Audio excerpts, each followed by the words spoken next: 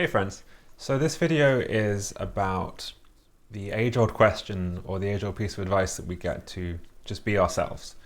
And that's both very true and really unhelpful as a piece of advice because it doesn't really contain the how-to element of it. So there was an amazing Twitter thread recently, and helicopter sound test, amazing Twitter thread by Matthew Barron, where he was talking about one unexpected side effect or way of recognizing personal growth is that you become the same person in more contexts. So where at some point there may have been a work you, work me, a home me, a family me, a friends me, a Twitter me, who have all these different versions of myself. As we grow as individuals, we start to see that these start to harmonize and there's only one expression of who we are.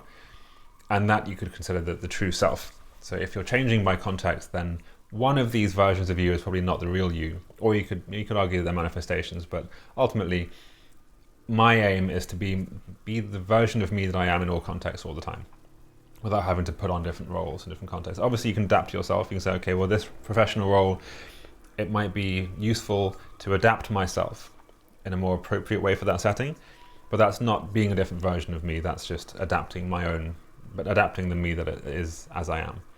So how do you do this? How do you be yourself? Now, my understanding of this from Alexander Technique, from other things like this, is that any version of you that you're trying to be is not the real you. So the way that you be who you are is to stop being or stop doing all the things or the versions of you that aren't who you are. So I often find myself in settings where I can feel myself putting on some kind of an act, putting on some kind of a role that feels like not me. And that's often the trigger to think, okay, well, I'm not being myself there, therefore I should try to be myself. Be more yourself. But that doesn't work because anything you come up with in that context just becomes another version of not me.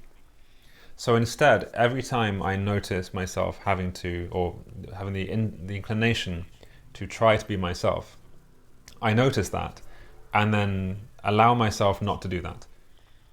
And over time, when you do this in all directions and you essentially, you stop trying to be yourself in any context, but it doesn't mean that you're just being pushed around or that nothing happens. Something else comes up instead. And I would argue that that thing is the authentic you. It's the you that comes up when you're not trying to be you.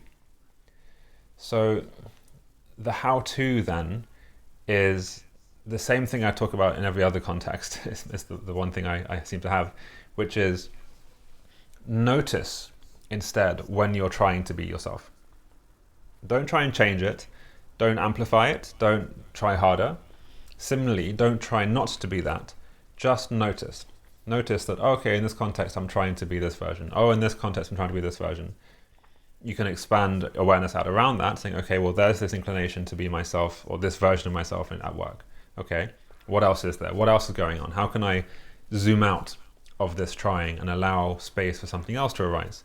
Neither forcing it away, neither engaging with it.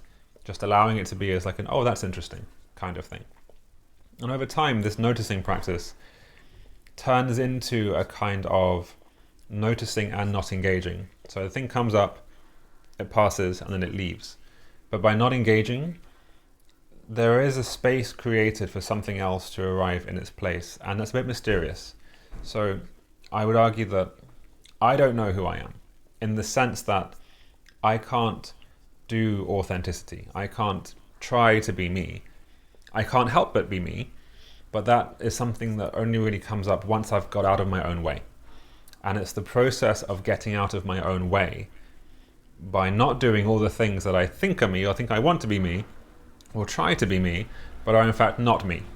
So I recognize that I'm doing those things, decide that I don't want to, get out of the way, and then allow whatever else wants to come up and trust that that is the authentic me. That is the real me. And that, I think, is the real me that harmonizes across all the different contexts. Because then I'm not trying to be different. I'm not trying to be the same. All I'm doing is allowing. and whatever version of me that is most appropriate shows up in those different contexts. And that might vary slightly, but they're all still me, and I'm not doing it. And I think that's pretty cool. So I'll leave that one there. Beginning of this one was a bit rambly, while I kind of figured out how to frame this one, and this is one of the more ambiguous things. But I just wanted to kind of ad-lib on this idea, and you should absolutely go and read Matthew's thread, and he made a great video on this on his YouTube channel as well, which I'll link to in the doobly-doo. So go check that out as well. Thanks, and see you next time.